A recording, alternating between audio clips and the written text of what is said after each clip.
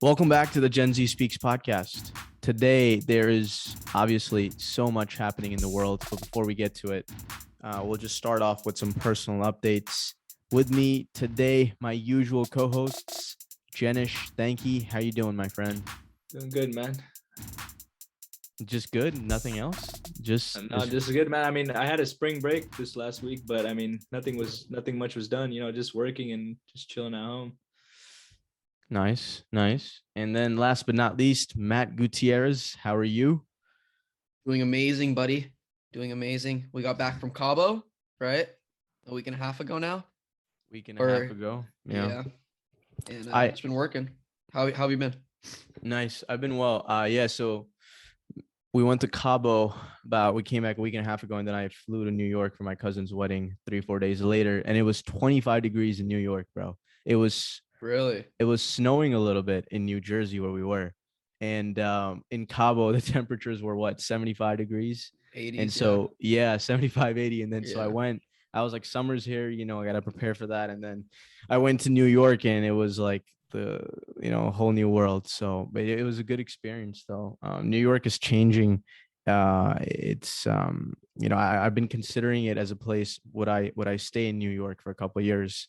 And the more I go to New York, I think I'd be able to live in the city more and more. Yeah. I like the For city. me, it's been the opposite. The more I go to New York, the less I want to live there. Why? I don't dig the vibe, man. It's just everybody's just on the go. And the more like I'm living life, I realize I don't want to be that fast paced in life. And I feel like I've told you guys this before, like Chicago, I think it's like a cool neutral, like where it's fast paced, but there's still people that are like down to earth. There's still people that are kind of doing their thing without like that social rush. No, I actually love the fast paced nature of New York. Like I love how fast everybody walks. I love the what's it called, the hustle and bustle of the city.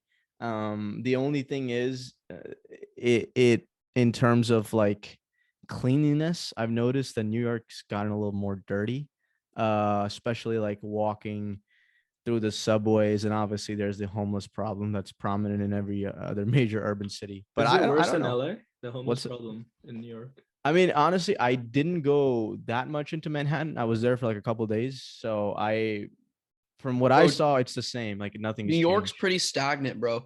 LA has just been an increase and an influx more than anything else. Yeah, Los Angeles is definitely crazy because I feel like a lot of people come here, right? The weather because of the weather. Yeah. Like, would you rather be, 25-degree weather or 75? Yeah, I mean, exactly. So, no, LA is uniquely crazy. Speaking of, like, there was the LA mayoral race is happening currently. I mean, we won't talk about it today, but maybe some other day. But yeah, one of the things that we're talking about in the debate was the crisis of homelessness. And it's interesting because two major candidates have emerged. One, Rick Caruso, who's a businessman. If you guys have heard of the Grove in LA, he owns that. He's a real estate mogul tycoon. And he says he's going to put all his investments and everything in a blind trust, so he doesn't have a conflict of interest. But he's running against Karen Bass, who is currently a congresswoman in Congress. And they're basically the two top contenders. But yeah, I just mentioned it because where I work, as my student job, USC Center for Political Future, we recently hosted a debate, and they were, talking about homelessness. But I digress. So yeah, no, New York is a great place. I think I think New York is great if you would live in like those high-rise Manhattan buildings and like, I think that's the type of New York bro, that I'm envisioning. Of course, man. That's everybody's envisionment. Yeah, I mean, LA is great if you live in the hills, dude. I think LA is great regardless. Because you have access. I mean, no, you're right. Come Right. on. That's ignorant of me to say, but I just think Los Angeles overall is just a better city than New York because there's more you can do. That's agreeable. I agree, dude.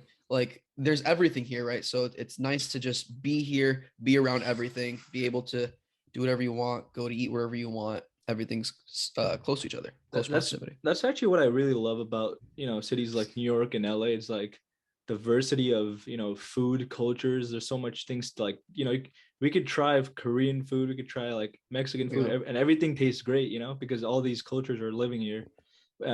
Well, if you go to some, remote city, you have less access to those things.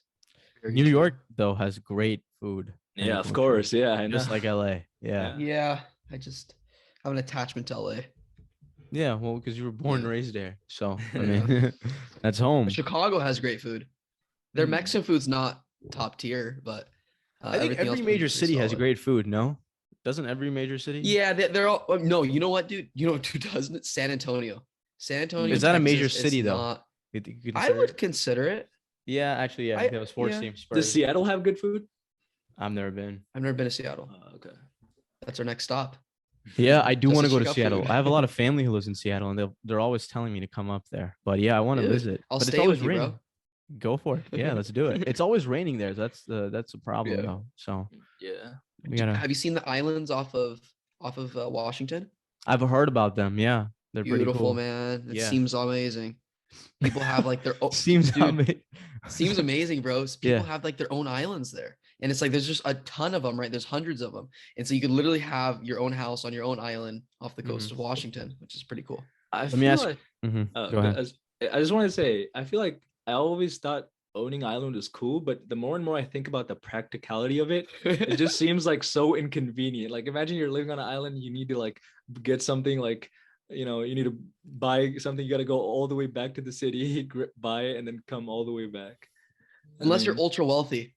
And then it's just like, do you remember in Succession? That Yeah. that guy, what was it? I don't remember his name, but he was one of the investors. And that dude had his own island, and that was amazing. Oh, you're talking about Adrian Brody? Like he's Yep. he's in the pianist. He's known in the pianist, and like they go to his island. Exactly, Okay. Brody. Yep. Yeah, Succession's a great show. Let me ask you this question though: would Alright. you live in Cabo? Like, would you live in Cabo as a young adult, like in your current? No, No, just as a dude. vacation spot. Why not? Yeah, just as a vacation spot. First off, like the hustle, it's not the same. Like I'm trying to build something, right? I'm There not is no trying hustle to in just. Cabo. It's just That's retirement and vacation. Well, there is. I mean, some of these guys are hustling. It's just not the same hustle we're used to. You know, like some of these guys, True. you can't knock them for it, right? Because they're That's hustling true. to making ends meet, and they're like trying to get touristy stuff going on, like jet skis or like parasailing, like we did. They're hustling to survive. They're hustling. Exactly. They're hustling to survive. We're hustling to get our family to the next level. Build. And so it's a little different, right? Yeah, when we were in Cabo, it was so interesting to see.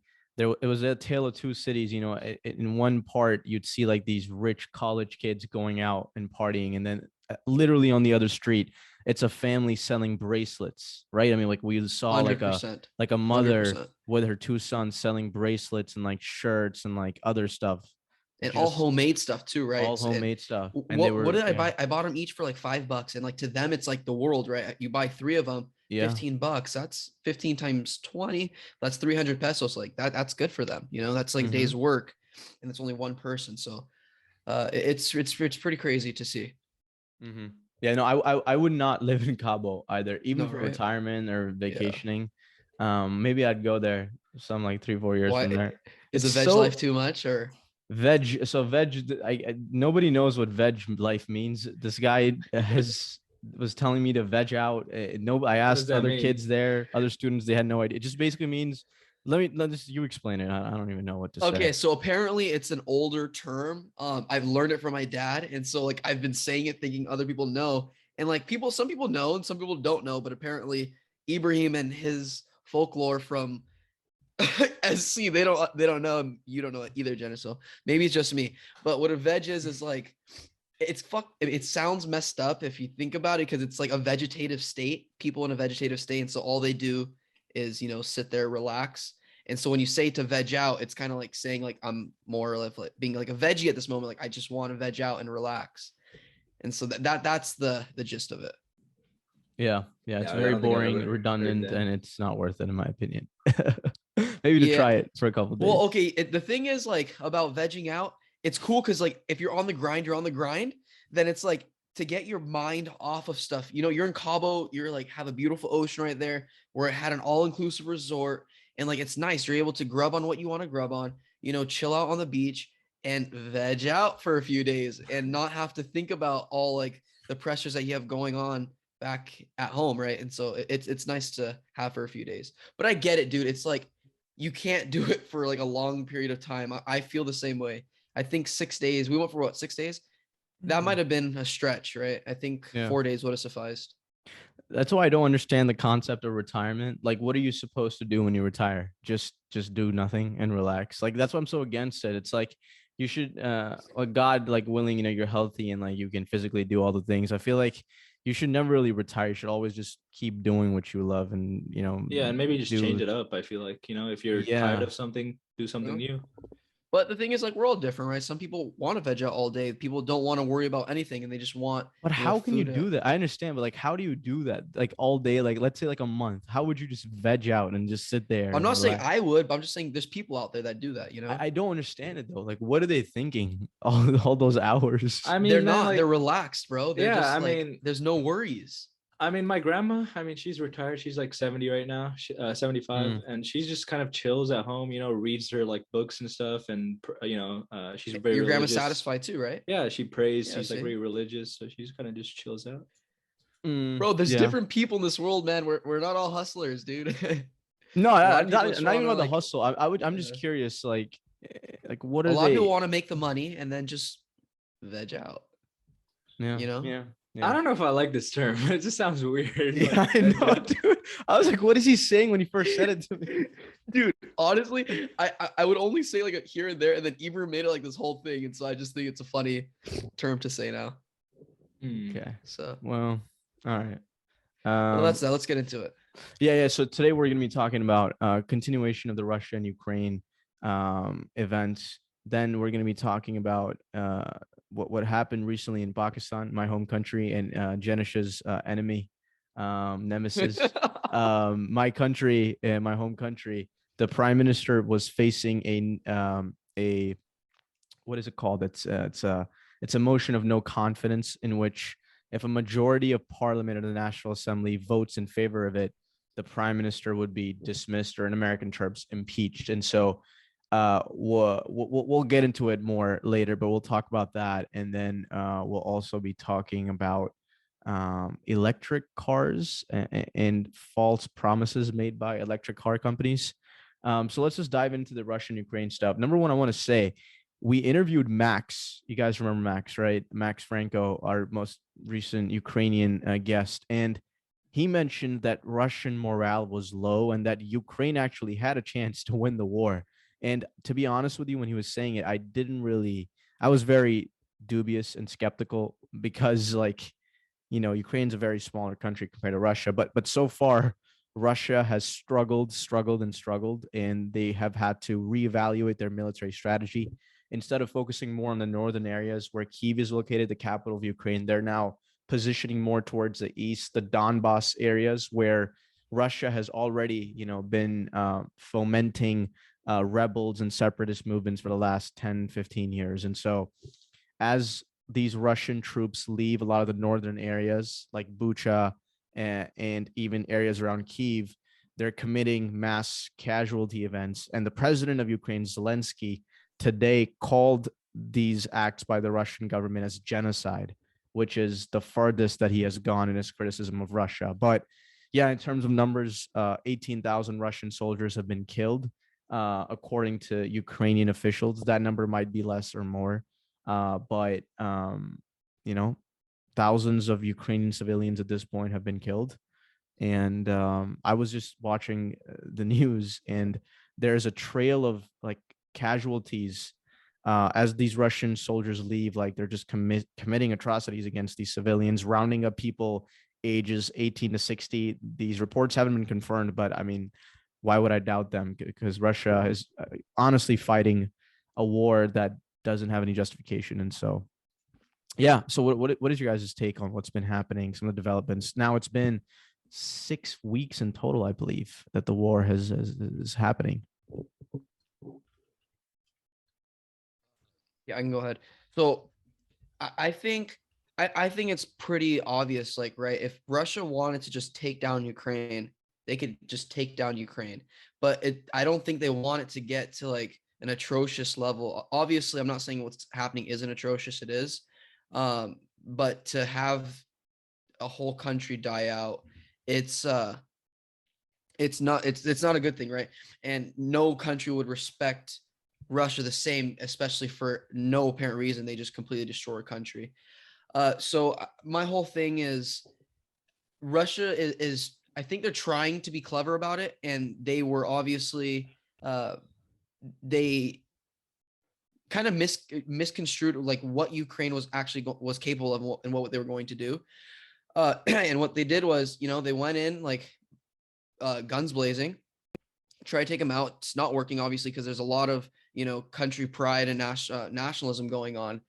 But I think they're trying to restructure. What I heard was Russian officials were saying that they promised that they would take it down a notch on Ukraine. But Western officials are all saying that it's baloney, right? That they're just trying to, play out this military strategy and restructure it. And so I think it's going to keep going, and I don't think there's going to be a stop. I think Putin has too much self-pride, I guess, if you want to call it that. And it's not a good thing, but that's what's happening. I feel like he's too deep into the hole to, dig out at this point. And I feel like also I recently just saw that about 135,000 Russian men were drafted into the Russian army for their annual spring draft. So, they're still, I guess, going to proceed with the invasion, but it just feels like, after talking to our guests, remember they mentioned that Ukrainian, Ukrainian morale was high, and even them being Ukrainian, they were surprised of the amount of patriotism that the Ukrainians were showing. So I think Ukraine actually has a decent chance of holding off and maybe not winning the war straight up, but at least giving a really really good fight to the Russians. Yeah. I mean, the war is so far from over. I think there have been peace talks amongst Russia and Ukraine, but a lot of them have not really resulted in any progress. I believe they're going to hold some more peace talks, but again, the peace talks between Zelensky and Putin, that's not happening anytime soon. I would say, like, if those two leaders were to meet face to face, then like I would start to believe that maybe peace is coming. But I think Putin initially wanted the entire Ukraine to be annexed with Russia, but now as Russian military, they as they struggle in areas like Kyiv and other areas, I think, like I said before, they're focusing more on like a eastern and southern areas of Ukraine. Maybe they're gonna have like parts of the country, and they're gonna like label that as Russia, as they have Crimea in the past. And so we'll see what happens. But I think I've been actually been thinking about this through the lens of Putin, because the biggest Orthodox Christian church in Russia, they're supporting what Putin is doing.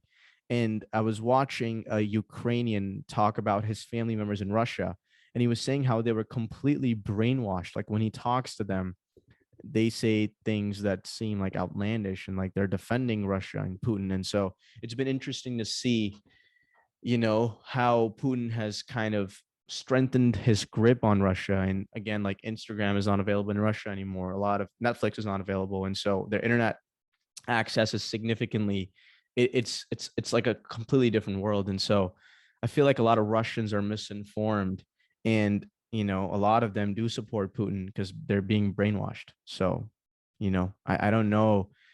I don't know what's going to happen with the future of Russia. Like, I don't know how this all unfolds, but I do think that in the end, Putin is just going to be like his a lot of the previous Russian leaders. He's not going to have good legacy in Russia, after because I'm assuming he's going to stay in power till he dies. Russia is not going to be in good hands. And I think it actually will become more Western and more democratic sooner rather than later, exactly what Putin fears. So Also, I think Putin just did not expect the level of retaliation that he's facing right now from the Ukrainian army, and it just feels like Putin thought it was going to be a 10-day excursion where he just goes in, takes some land, and calls it Russia, but that is not how it turned out. Yeah, and what's interesting is like he was banking on the fact that the West, NATO, especially after Trump, that NATO was divided, and that the United States wasn't as strong, and so he actually thought that there would be a divided response by the West and NATO, but it's turned out to be more united than anybody could have imagined. There hasn't been this much unity in the West amongst Europe and America since World War II, I would say. So he was also banking on that, and he made a miscalculation. So you think socially they're going to become more Western? You think politically? What do you mean socially? Like, do you think the people? That's what I'm asking. Like, do you think the people are going to become more democratized, or you thinking people in his parliament are, or what did you mean by that? No, I think they. So I think Putin, number one, was very scared that Ukraine was going to become more and more embedded within the European market economy. Primarily, he was scared that they might, join the European Union, and that they might, progress as a country. And so, because Ukraine is literally right next to Russia, and so if Ukraine is successful and people in Russia see how being more aligned with the West leads to more economic success, he was scared that that might happen in Russia, and a lot of people in Russia might turn anti-Putin. And so he's trying to just destroy Ukraine. And again, like, he's using this propaganda and all this stuff. So I think people in Russia will always have antagonism against the West, just because of history, Soviet Union, etc. But I think they will increasingly turn more democratic, as a lot of them will realize, how Putin is just fooling them, and he's lying to them. The Russian government is literally saying that all these images of dead Ukrainians, it's fake. They're saying like, oh, it's fake images. Like, we're literally seeing dead bodies as the Russian troops leave, and the reports of execution, they're saying it's all fake.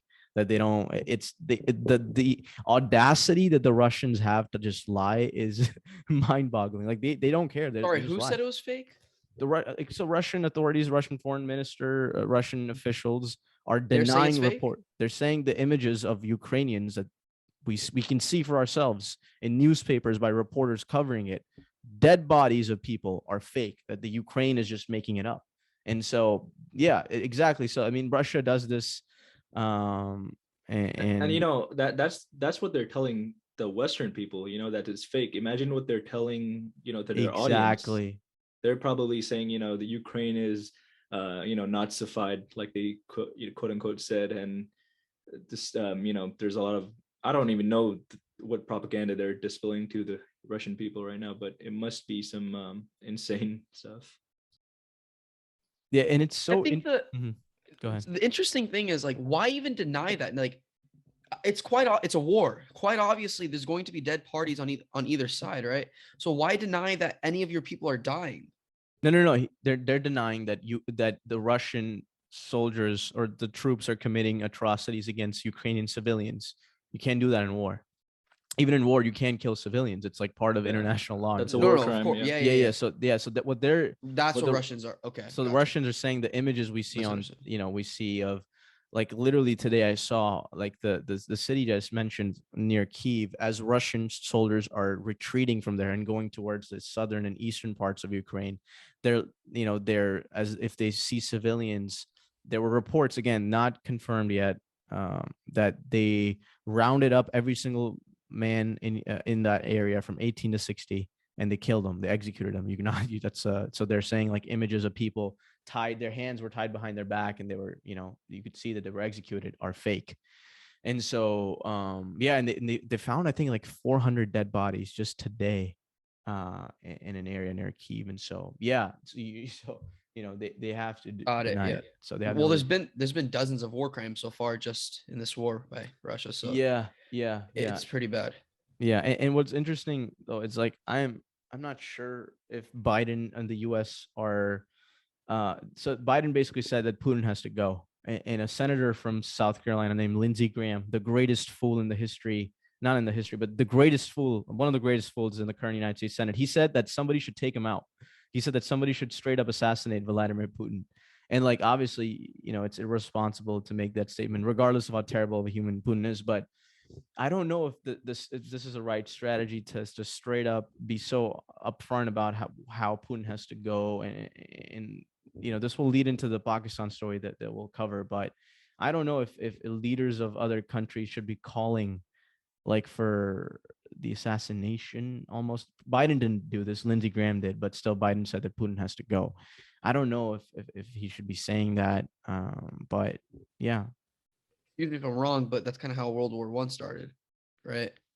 With Archduke Ferdinand being assassinated. A little different. It's not like Yeah. King of Russia, right? But That was just a random. yeah. I mean, not a random guy, but Well, not random. It's not as So it was a powerful, rebel. right? But Yeah. there's definitely be a war. My He was a point rebel. is, Yeah, right. yeah.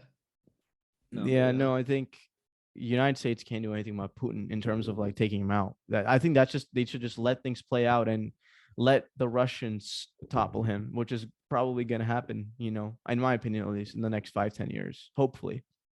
Um, yeah, it's just interesting to see how uh also the refugees, like a lot, there's been about 4 million Ukrainians that have left. 4 million people have left Ukraine, and they're going into Poland and other parts of Europe. And a couple thousand of them arrived, as I was telling you guys before the podcast started, into Tijuana, uh, which is literally at the border of the United States and Mexico. And they're coming to Mexico because it's easier to fly into Mexico and get a visa there. And because the Biden and the U.S. government have promised to take in 100,000 refugees, a lot of them are, plan to come to the U.S. But it's going to be interesting to see if the U.S. actually lets in these Ukrainians. The U.S. makes all these promises and they do all this talking, but it's always the other countries that end up doing most of the work in terms of like the humanitarian work of taking in people and supporting them. So we'll see what happens with that.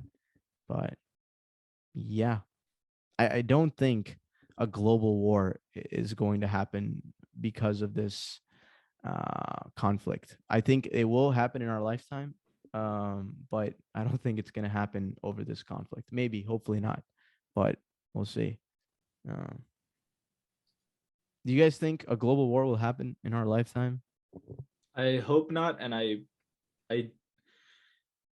I feel like nobody wants it. I think nuclear weapons are so powerful that it's like such a detergent to a global war, because everybody knows if a global war happens, there's going to be nothing left. Everybody knows that. That's a fact. So I just feel like that nuclear weapons, as ironic as it may sound, are kind of what's saving us from more conflict. Because I think if nuclear weapons were not a thing right now, US would be fighting with Ukraine right now. But because nuclear weapons are a thing, I think we're not. Or like, NATO's not helping. Nobody's helping out Ukraine. But if nuclear weapons didn't exist at all, then there would be a chance of not total global destruction. That's true as well. But, I mean, we have used them in Yeah. Hiroshima and Nagasaki. Yeah, but that's when no one had them. That was only us, right? That's now true. Everybody has them. So it's kind of just like we're playing the waiting game. It's like if one person uses it, then they're like, oh, they use it on us, and is this going to spiral out of control? Yeah, I think that's how World War III starts. It starts with one country. I don't necessarily agree either. I think like sure, of course, like nukes are not a good thing, right? But I think if a country uses it, like we've gotten so much backlash because of Hiroshima and Nagasaki, right?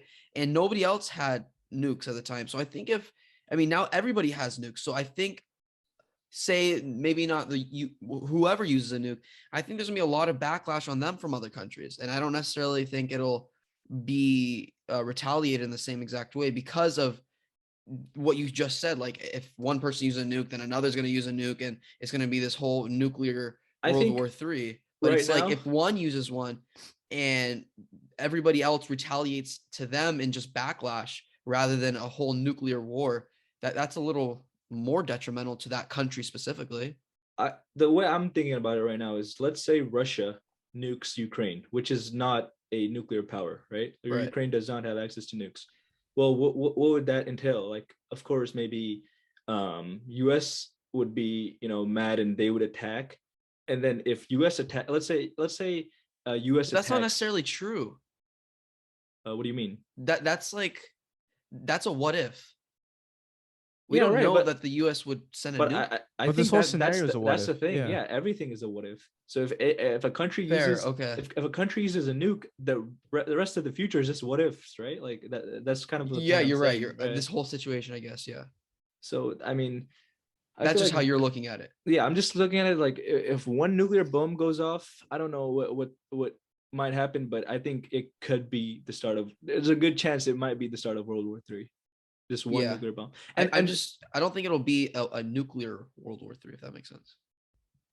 Oh, I I just think it's gonna be I nuclear. think it's gonna be it's nuclear. I think if nuclear. one nuke goes off, I don't think other countries would be that irresponsible. I don't Man, think so.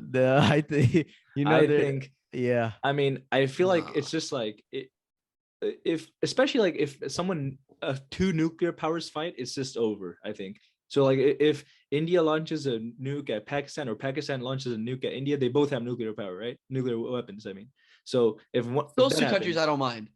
If it's the U.S., I'll mind a little more. but you know what I mean? Like they have allies as well. You know, they're part of Yeah, NATO, yeah. whatever, blah blah blah. So I'm not saying India or Pakistan will ever fight. That's just a hypothetical, or like Ukraine. Right, I Russia. get it, man. Yeah, right. But I mean, Yeah. it's just I think nuclear weapons are just gonna be the end all. But I mean, who knows? history just repeats itself, and countries and their leaders make stupid decisions, irrational decisions. It's happening in front of our eyes. Putin is making an irrational decision But that's an solely. irrational person making an irrational decision. So Yeah. that's not. But I there's don't. I so don't many think that's very irrational valid. people who are leading countries. Look at North Korea. Look at Kim Jong Un. Irrational person. You never know what he might Making do. irrational decisions, right? But I don't Yeah. think the U.S. would go ahead and do that. Well, we have We've done committed- it because we didn't know the extent of what the bomb would do. No, I think we knew the extent. That's why we used it. I We think knew well, No, of exactly what we were course it was doing. going to be like that, but they didn't But- think it was going to be how crazy it was. They didn't know No. They knew. chemical No, dude. they knew. backlash. They No, knew. no, no, They no. knew. I don't necessarily believe that. No, No, they knew. If you watch, They if knew you- it was bad, but they didn't know like the They chemical knew. backlash. Well, they did it after the again. fact. They No, did there's it gonna be again. a- They didn't just do it once. Yeah, they did it buddy, again. but you know, after 45, when it happened, like 65, that's when you started seeing all these kids with messed up, all these kids being born were all messed up. And guess what? The kids being born, it was like 10 years later, right? So these chemicals stayed in their body. There's no way for them to know at the time that it was going to be like a chemical warfare, and it was going to last inside these people's bodies for dozens of years. Dude, check it out. Go online and check out Chernobyl. When people were doing Chernobyl, they, I mean, not people, when these scientists were there, they weren't even wearing masks. These soldiers were out there literally just like checking out just to see what the radiation would do, right? So they didn't necessarily even know. They knew radiation was going to happen, but I mean, the repercussions were insane. Like Japan will never be the same. Their citizens will have these problems forever. And there's no way for the scientists to have known that, for the military. No. by the Yeah. way, I think the scientists did know, and I think Yeah. that's one of the reasons I'm excited to watch the movie The Oppenheimer. Oppenheimer. When it comes I was just gonna talk when about it comes that, yeah. out.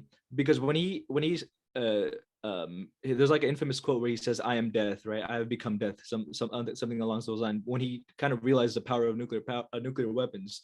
But what, like, this is a topic for a separate discussion. But I think if we didn't use those nuclear weapons back in that time, I watched like a whole like 10-hour podcast on this. Shout out Dan Carlin. But there would have been more casualties if we didn't use the nuclear weapons, and because Japan was just not giving up, and Yeah. they were literally Maybe just that's not suiciding. my point. My whole point is that's the only time we've ever used a nuke on a country, right? So I'm just Right. using that as my example. No, I'm not saying it was a scientists- good decision or bad decision. I'm just Mhm. saying I don't think that I don't think if one country uses a nuke that all these countries will start shooting nukes at each other. I don't think that's practical. No, Sure, there's okay, irrational wait. people in the world, but I don't think that's necessarily. I think it depends Come on the countries. Like, are you saying if a nuclear power attacks another nuclear power, what would happen? I don't. Maybe I'm not saying it won't happen, but in my mind, like in my depiction of it, it's like once country sends out a nuke, right?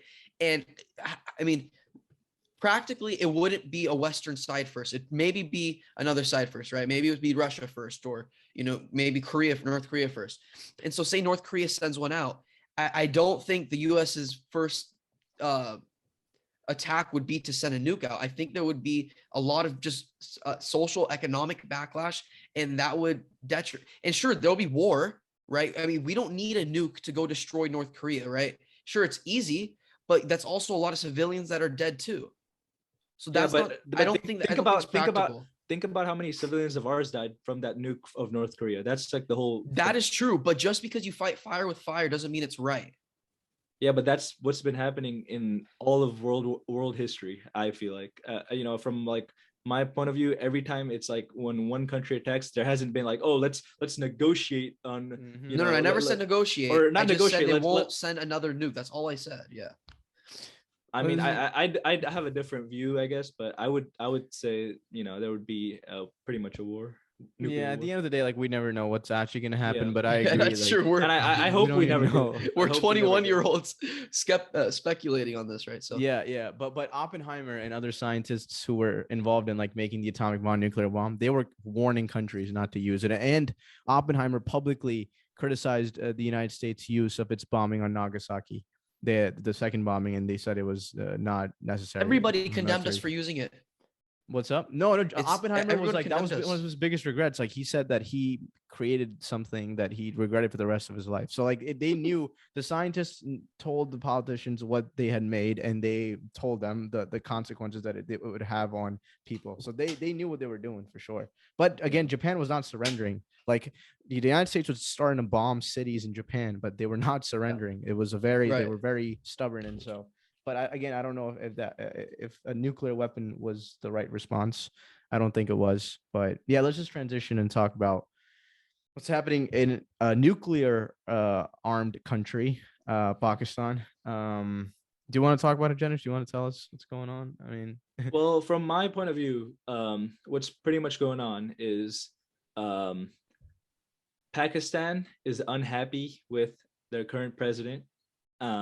not president, prime minister. Prime minister, sorry. Mhm.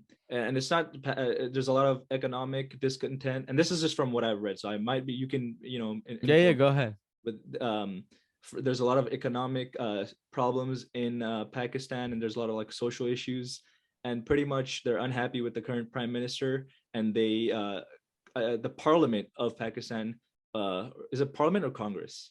Parliament, yeah. Parliament, you're right. System, Parliament yeah. of Pakistan kind of wanted to do a vote of no confidence, which is pretty much saying that the prime minister will be impeached or kicked off his position.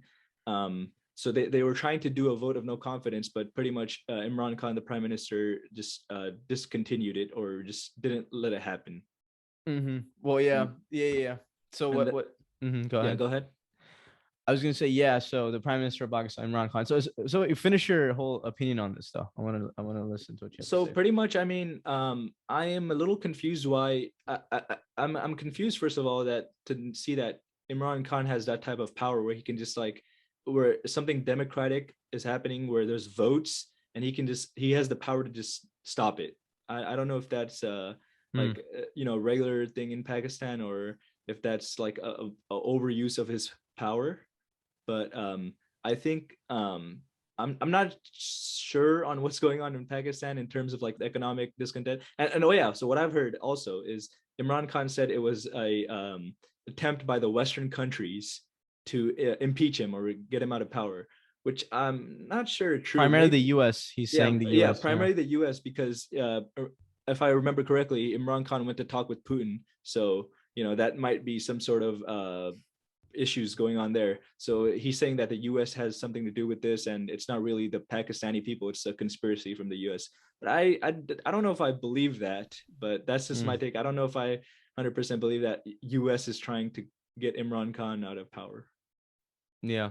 Well, so what's happening? Yeah, I mean, what you said is partially right. Like he is accusing the United States of basically trying to topple him and his government. And so not a lot of I disagree with you on that. The Pakistani people, it's really hard to poll them, right? Because a lot of them live in villages and in other areas. So it's not really, and because I don't live there anymore, I'm not quite sure of the public sentiment, but Imran Khan remains very, very popular, partly because it's like if let's say Michael Jordan becomes president, he'll always be popular just because he's Michael Jordan. And same with Imran Khan. Imran Khan gave Pakistan its first World Cup in cricket in 1992, and he was the captain. He was 40 years old. Imagine like Tom Brady, or like it's even bigger than that because it's a national country and the World Cup only happens 4 or 5 years. So when he was 40 years old, trying to leave cricket, He beat England. He beat England, literally their mother country.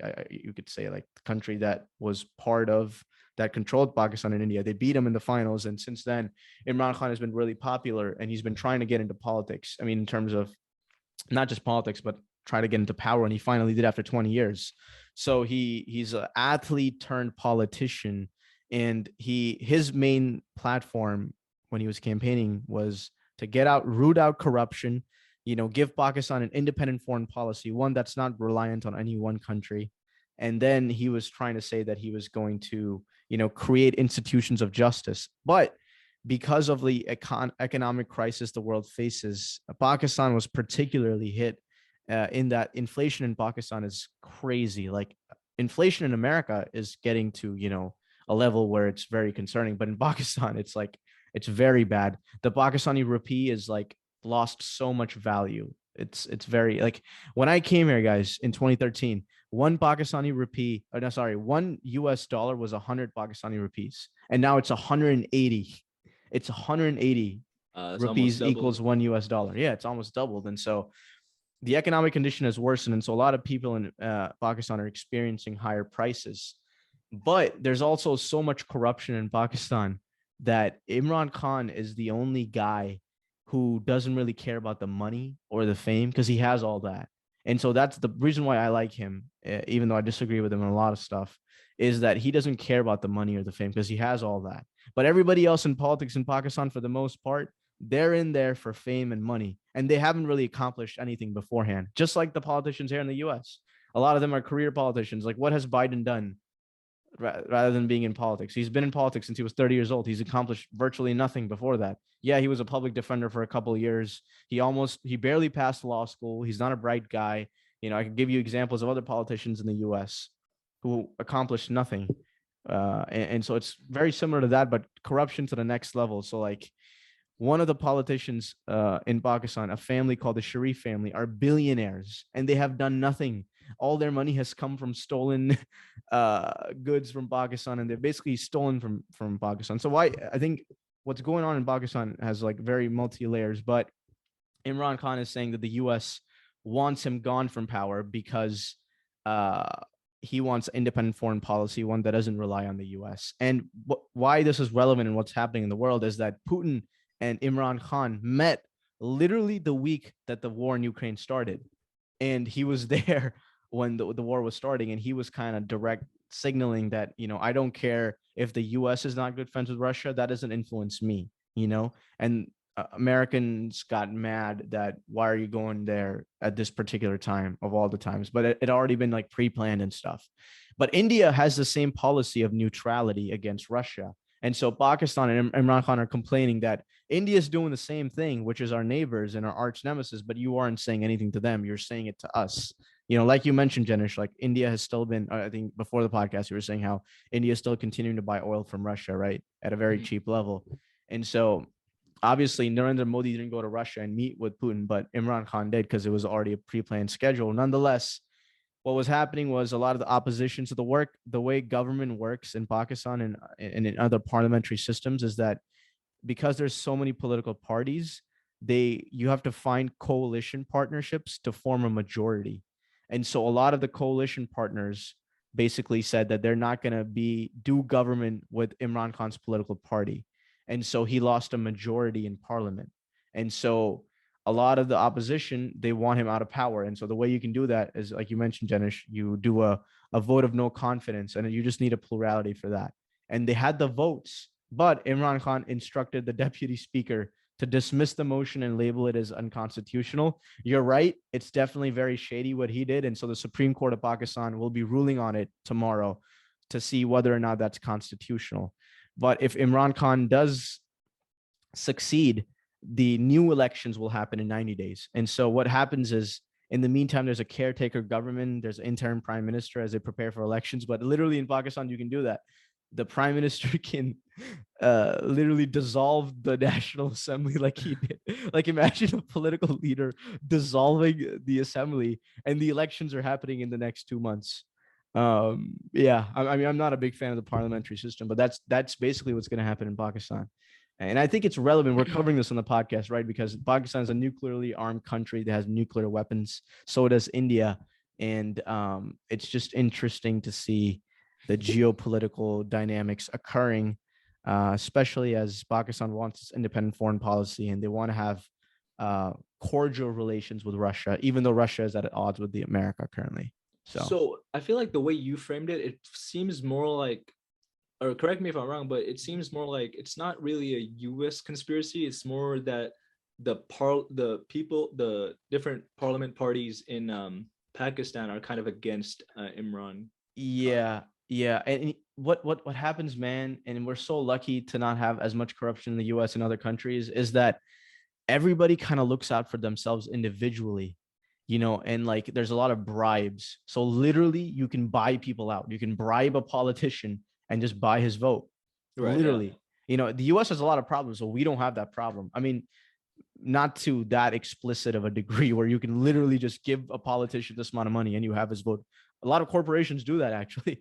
They kind of do buy politicians in a way, but not to the degree in Pakistan. And so yeah, a lot of the West has been like critical of Imran Khan because he's so independent and kind of a populist in a way that he doesn't care what like, he's kind of like a Trump where he's not as incompetent as Donald Trump. Obviously, he's more smarter and knows what he's doing. But like he says what it's on his mind, and he's very anti. He like, how Trump always says America first. Imran Khan says Pakistan first, and he doesn't want to cozy up to the United States or any other countries, partly because of the war on terror. And I don't want to go too deep into like the history part of this, but in my opinion, at least, I grew up idolizing Imran Khan, so I'm obviously biased. But in my opinion, he's done his best in terms of cleaning out corruption and enhancing social welfare in Pakistan. But yeah, let's see what happens. I'm hoping he still stays in power because he's the last shot we have as a country. Also, what's interesting in Pakistan is that no prime minister has ever completed a full 5-year term. Like imagine a US president, no prime minister in its history in 75 years has completed a full term. Can you believe that? Why is that? Oh yeah, what happened? Well, half the country has been under martial law since its existence. So what happens is that so in Pakistan, the army kind of puts together the country. They're really at the core of like making sure the country's stable. And so every time there's a political crisis or like democratic leaders are unstable or like, something happens, the military kind of takes over and they rule for like 9 years, 8 years. And usually it turns out better than the other years. It's like martial law. It's better than it in times. It's actually been better than like when a popularly elected leader has been in power. But again, a lot of elections in Pakistan are also rigged, like actually rigged, not like how Trump says American elections are rigged. Like they're actually like legitimately rigged. But in 2018 was like one of the first elections that Imran Khan was elected, was like it was considered to be much more just and like fair than other elections. And still a lot of Western people say that the army essentially, brought Imran Khan to power. And recently Imran Khan has been at odds with the army because the army actually wants the US wants Pakistan to have better relations with the US. And Imran Khan doesn't want, like, he wants to be friends with everyone, not at the expense of Pakistan, essentially, if that makes sense. So he wants to have the foreign policy that India has, essentially, where they have an independent foreign policy, right, for the most part. And so he's espousing towards it, but let's see what happens. And do you have an opinion on, or maybe something on why the US is treating India differently than Pakistan? Of course, because India is just done better than Pakistan. It's like I'm not like India has done so much better than Pakistan economically. You guys have a very, what India has been able to accomplish in the last 70 years is truly it's astounding. I mean, India is like one of the I would say one of the best opportunities to invest. You have a growing population. You have over 1 billion people. Infrastructure in India has improved significantly. It's just a better economic partnership for any country than Pakistan, which is still struggling. Like I said, no leader has ever even been able to finish a full term in power. I mean, that's just crazy to me. And Imran Khan is like, he was at 3.5 years, almost 4 years. He still had like a year and a half left of finishing it up. So yeah, we'll see what happens, but it's just relevant, because if there were to be a global war, Pakistan would be a front runner just as much as India, because they both have nuclear weapons. And I believe only 8 countries have nuclear weapons in the world, 8 or 9, somewhere along those lines. And so Pakistan and India happen to be 2 of those 7, 8, or 9 countries. All right. I mean, if we're cool with that, let's transition to the last thing I want to talk about, and that's kind of this whole ordeal with electric car companies. I mean, everybody's noticed there's been an influx of electric car companies. There's Rivian, Lucid Motors, obviously Tesla's the big one, and there's just been new startups. I think it was Nikola. A lot of these. Even hydrogen based. When Nicola's a scam, that doesn't count. yeah. No, but actually, what you might have noticed is actually a lot of these companies are kind of scamming to a certain degree, because,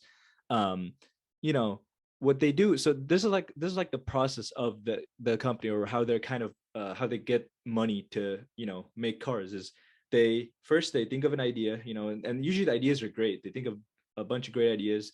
And the first challenge in their roadmap is developing a prototype, right? And most of them have actually successfully developed a prototype. So they develop a prototype and they market it, and it's awesome. Everybody loves it. Everybody's like, wow, this is the next big thing. Then what happens is they start, asking for money. Like, here, check out this prototype. They get investors like, hey, we're going to make, these margins on this, and it's going to be insane, and, hype it up. And then this is where everybody gets stuck. Every electric car company gets stuck, is production. They can never get the production right. They all, there's literally companies, I think Lucid Motors, and there's another one, I don't recall the name right now. Faraday. Faraday, right? There's like these companies where they've actually gotten like hundreds of millions of dollars in investor money, and they're still stuck in production, because production of these cars is just so difficult. There's Tesla has all these gigafactories that set, it was years for them to set it up, and it's been paying off for them. But for these newer companies, it's just so difficult. And even companies like Toyota, all these existing gas car companies, it's just been hard for them to even transition into electric companies. I mean, set up their manufacturing process so they can produce electric cars. And that's partly because of the difficulty of making battery packs and all these other things. But I just found it ridiculous that all these companies are, and another false promise, like the most messed up part is, you can go on these websites right now, like Lucid Motors, and you can order their car right now. You could pay like $80,000. You can order, I think 3 years ago, or I think 2017 was, or 18, when they released it, 22, I think the Roadster 2, Tesla Roadster 2, when they released that, you could order it. You could pay $200K up front, and you order it. You be first in line. And they said that it's going to come out 2021. It's still not out. They said it's going to come out 2022. It's still not out. All these guys are accepting all this money, like, you guys just pay up and we'll release the car 2022, but they're not delivering. So it's just like, when does it get to a level of, this is actually illegal marketing, like, or this is illegal promises, right? Where they're promising these cars, like Elon Musk promised Cybertruck 2021, I think, initially, and then they said they had to delay 2022, while they're already getting money for the pre-orders, like thousands or hundreds of millions of dollars in the pre-order money, but they're not delivering the cars on the time that they said they would deliver. So I kind of just wanted to have a discussion with you guys and just get you guys' take on how, like, is this horrible business practices, and I don't know how they're getting away with this stuff. So, okay, let's think about that, right? So they're asking for pre-order money and they're taking this money in, right? So what does that tell you? That tells you that, sure, they have a prototype out and the production line is not going yet. So they're utilizing that pre-order money in order to get the production rolling, right? But the problem everybody faces, like all these car companies face, is that production for a vehicle, doesn't matter if it's electric, doesn't matter if it's gas, even for GM, right? GM is arguably the big, now Tesla is, but arguably the largest car company out there. And they have all these concept cars and they have all these prototypes, and nothing happens, right? Concept cars are night and day. They show up, they'll be at a show and they're gone, right? Auto shows all the time have cars. And so the dilemma is, like, you can look even historically, right? Like you'll see a Novas. Like Novas are classic cars, and nobody thought they would go away because they were just, they're economical, they're nice looking cars, and they're cool. But guess what? They're gone. And that just happens with cars. They're here and then they're gone. They're here and then they're gone. And then all these companies think that, we can create all these concepts because they have these genius designers and these genius marketers, right? Creating these like grand schemes. But the reality is that the math doesn't work out. Cars are extremely expensive to produce. The margins, unless you're talking about Lambo or you're talking about a high-end Mercedes, the margins are low.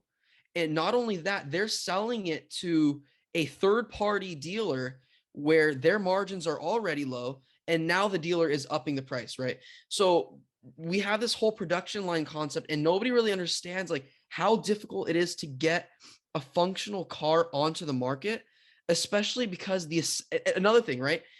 It's not like it's an iPhone, or it's not like it's, something simple like it's a hydro flask.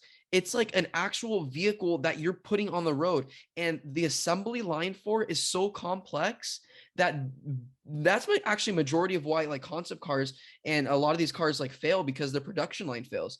Their assembly line isn't efficient enough, and the profitability isn't there. Yeah, I agree. Right.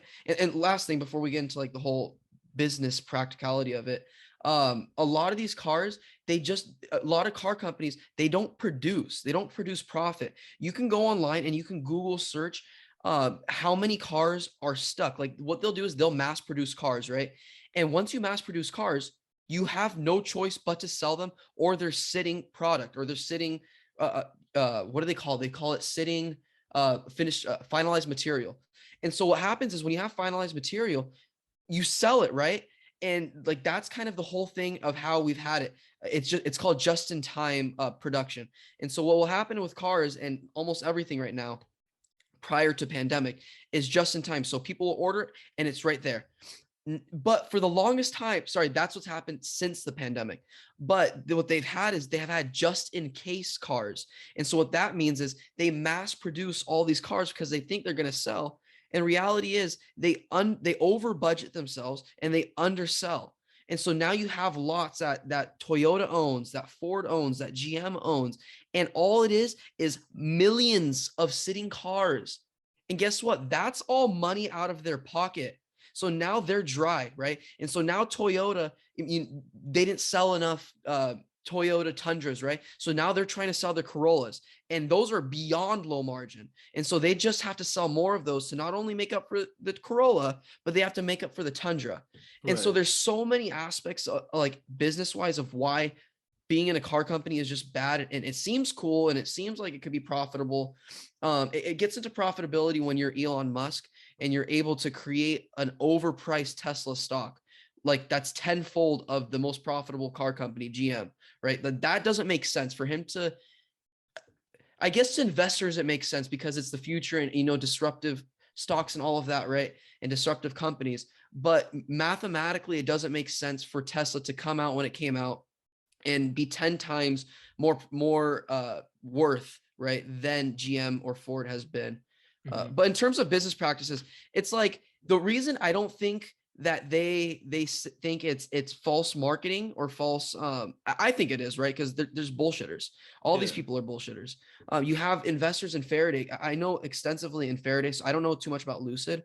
But Faraday, it was a Chinese billionaire guy, and this guy has stupid amount of money, right? He has like I don't want to say monopoly, but I will say monopoly in China, in car companies, in amusement parks, in car companies in China. And he wanted to create something to compete against Faraday because he didn't like all the attention Elon was getting that he didn't get it outside of China. And so what he went ahead and did was he got investing money. I don't know the exact number, so don't quote me, but hundreds of millions. And now Faraday's been bankrupt like 2 times, right? And so all this money is just down the drain. But the thing is, that's what you are when you're an angel investor, right? When you're an angel investor, you're hoping a product works out. But the likeliness is, I think 9 out of 10 products fail. And so you can't really say that it's false because you're just being an angel investor in it. No, it's kind of like investing on what's it called? What's that Kickstarter? Like you're hoping that the company works out, but likeliness is that it's not. I don't mind about the investors. I think investors, obviously, they're taking a risk and losing the money. I think the problem is customers. Like if I'm gonna pay $5,000 and you're gonna promise me, like in 2017, I'm gonna pay $5,000 to reserve your car, and you're promising me the car is gonna come out 2020. Is that how much it costs though? Right now, to reserve a Roadster 2, it costs $5,000. Okay, buddy, but you're talking about a $250,000 car. Okay, Cybertruck was what, like $500? No, it's $100. 100. Yeah. Okay. Yeah. Okay, yeah, $100.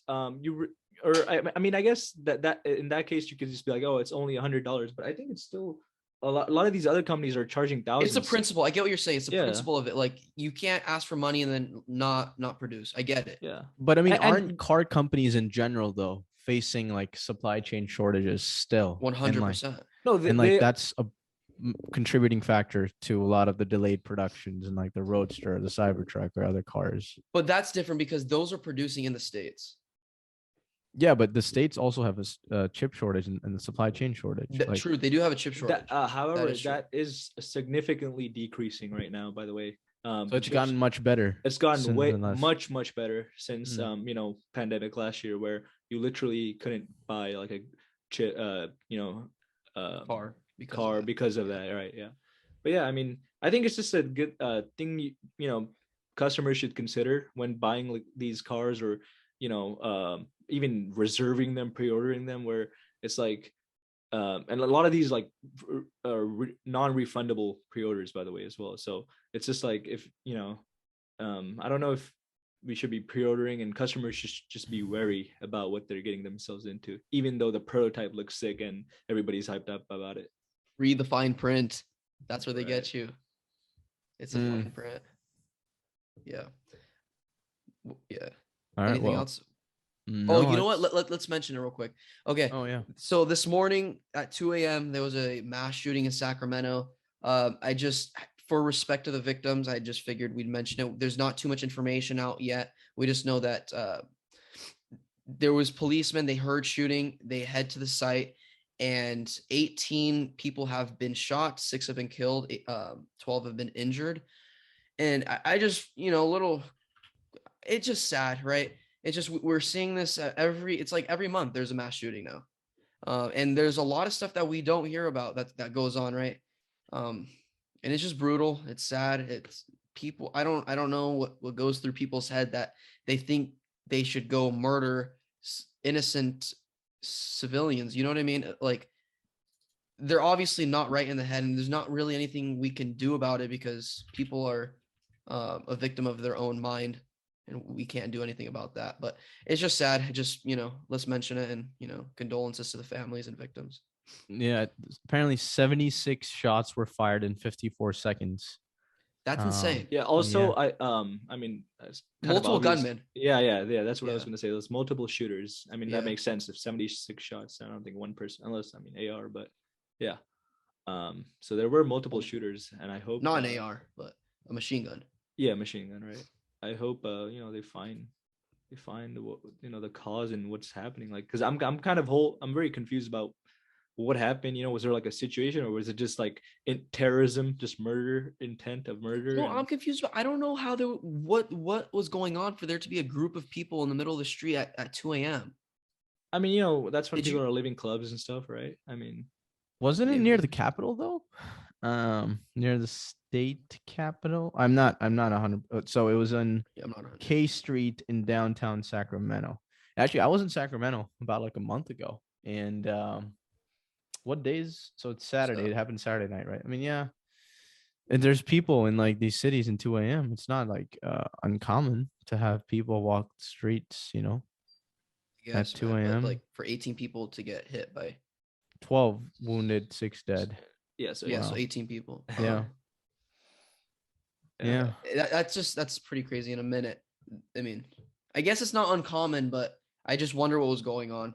And of course, that every news channel is going to start debating about gun laws and stuff. Like every time, this shit happens where someone, there's a murder, and I feel like it's just like a repeating cycle at this point. that nothing Amer- actually happens. America is just like, it is what it is. Like, just deal with it. We're gonna have guns. That's the thing, right? It's like nothing happens, and so what do you do as a human, as us? We're 21-year-olds, and it's like we can't. I mean, we can talk, and we have a podcast, or we have a voice, maybe to the 30 viewers here. But the thing is, like, in my opinion, when you have an opinion, you're strong, you feel strong about it. It's like affect your inner circle, because guess what? That inner circle might take your advice, and they're more likely to take your advice than these random people. And they have their own inner circle, and that's how you create change, in my opinion. I care more about the people in my circle than random people out there, so I prefer to face my energy towards that. And potentially maybe it creates a snowfall effect, maybe it doesn't. I mean, in my opinion, it's just I'd rather focus my energies on that rather than trying to change politicians' minds. And because reality is reality, it doesn't happen, right? And I'm not naive in that way to believe that America creates all this change and all this bullshit anymore. Yeah, do what you can, right? Damn, man, you guys just turned cynical. You guys are just sound like 60, 70-year-olds. No, like I mean, huh? I'm an anarchist. There's a certain truth to what Matt is saying, but I mean, I'm hoping there's change in. Bro, it is true, man. Let's not sugarcoat this shit. It's like nothing happens. Yeah, I'm more pessimistic about the gun laws and stuff like that more than other things. Like, I think there can be changes in other fields, but I think in gun laws it's just a repeating pattern that we've seen millions of times.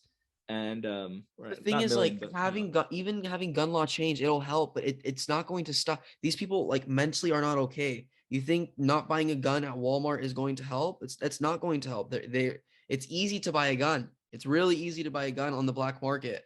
Like, it's not a difficult thing.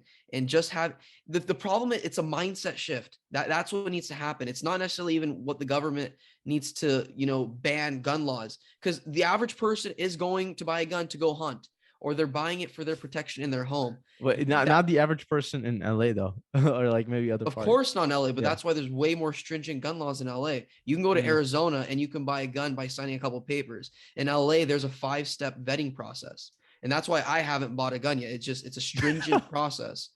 No, yeah, I'm being completely honest. I actually agree with strict gun laws. Yeah, I'm not anti. I'm not either. It should be hard to get a gun in terms of the background. It should be that for sure. Yeah, it should be really difficult. Honestly, I support. Well, the thing is, that doesn't stop these guys. That doesn't stop them. Yeah, some of them. Yeah, but I think it can stop some people. It definitely can, like having extremely hard gun laws. I think it can stop a lot of people. They'll just be lazy and not buy guns because it's so hard. Well, I'm talking about like mass shootings, right? I'm not talking about like. Well, look in New Zealand or like Australia. I mean, like, but they have a completely different mentality. Their social structure is completely different. It's not comparable. No, but I still think like having strict gun laws is important. It just says like nobody should just be able to go into Walmart and buy a gun. That is very true. I don't think so either. Yeah. But I don't think that stops mass shooting from happening. I think it's a mental state. It's a thought process, and I think it's a social thing that happens. Yeah, there's different layers to it. I think that's a good segue to end the podcast. Talked about a lot of issues, and we'll see you guys next time.